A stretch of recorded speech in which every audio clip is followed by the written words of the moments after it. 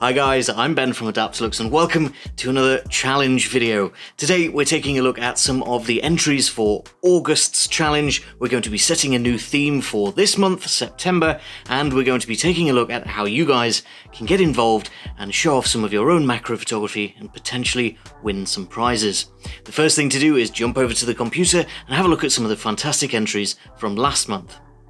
So here we are on the Adaptalux Photography Community Facebook group. There's a link to this down in the description if you want to go and enter a challenge yourself, or just go and check out some of last month's entries. Speaking of those entries, last month our theme was symmetry, so on the comments of our pinned post we have lots and lots of lovely symmetrical macro photos. Unfortunately we don't have chance to get through all of these in these videos, but we do have some notable mentions, and of course we have a winner and a runner-up to announce as well. So the first of our notable mentions today is going to be from Andrew. We got a few feather shots, but I think Andrew's particularly stood out to us because of the well, almost perfect symmetry, but also the contrast between the light and the dark parts of the feather where the light has been let through. Andrew's actually included a setup photo here as well, so you can see that this is entirely backlit and the shadow is coming from the light just not being able to pass through the middle of that feather. So a really nice shot, very well done, Andrew. Next up we've got Frank's smoke shot here, which has been mirrored down the middle to make it symmetrical, and they almost look like Rorschach tests or some sort of strange alien face when you mirror smoke in this way. We actually shot smoke on a tutorial a couple of weeks ago, so this was really pleasing to see, and a really good job of making this symmetrical with that interesting pattern in the middle. Very well done, Frank. Next up we've got Belinda's image here, which is a bit similar to Frank's in its colour scheme, and I think it's potentially also been mirrored down the middle, but the way that this strange effect is created is a little bit of a mystery to us. So I'd be really interested, Belinda, in a bit of a follow-up, finding out how you took this image. It might be through a lens ball or some other type of reflective object, so do let us know, but in the meantime, very nice image, very well done, Belinda.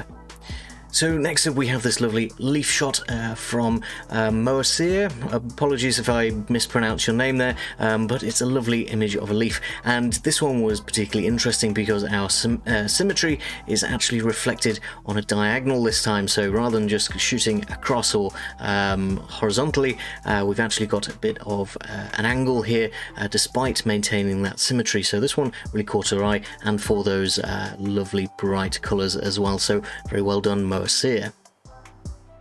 Lynn's photograph here, I've got no idea what it's actually of, so Lynn, definitely let us know what object this is, what kind of item this is, but certainly it's got some lovely symmetry with all of these spikes emanating from the center of the shot. It's got this nice striking red wood textured background. I don't know if that red is coming from paint or perhaps some red lighting, but it really works and is very eye-catching, so very well done, Lynn. Lastly, for our notable mentions, we've got Gillian, once again back with a lovely shot, this time a backlit leaf, and the spine of the leaf here with these the colours and the lines emanating out from the middle there. Really great example of some symmetry coming out from the centre line, so very well done, Gillian. Our runner-up for this month has got to be Jayanta's giant wasp face here.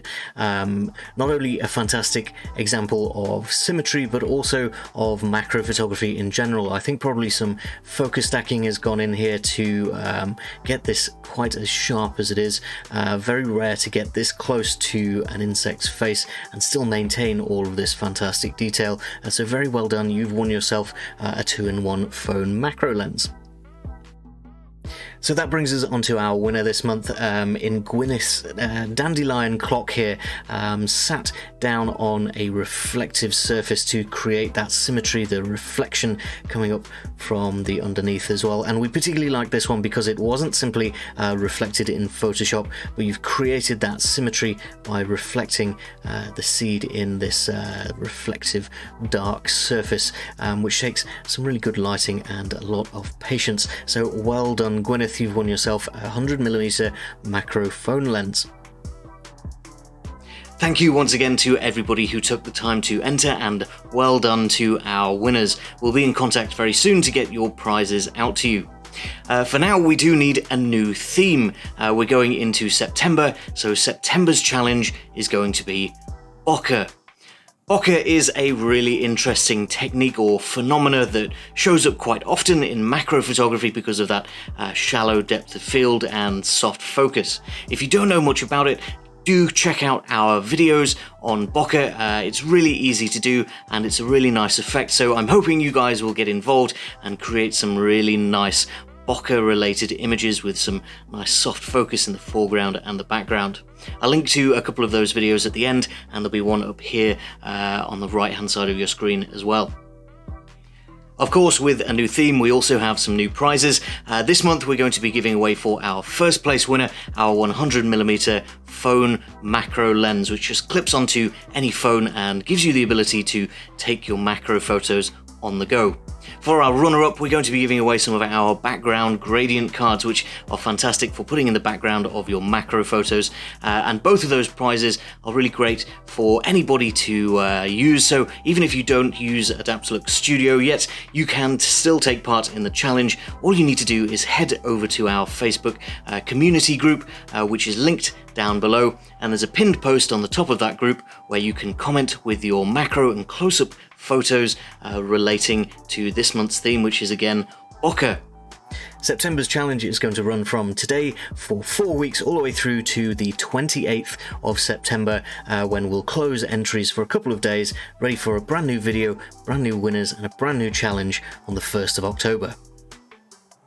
I hope that you guys are as excited about this month's theme as I am. It's going to be really interesting to see what people can come up with and getting some interesting and unique ways to incorporate BOKEH into their macro photos. Now, if you don't know that much about BOKEH, I will link a couple of videos just here that'll help you on your quest to potentially winning those prizes for this month's challenge. And I'll see you back here in a month's time for those photographs, and we'll all take a look at them together. That's all that I've got time for now though, guys. Thank you very much for watching, and I'll see you next time.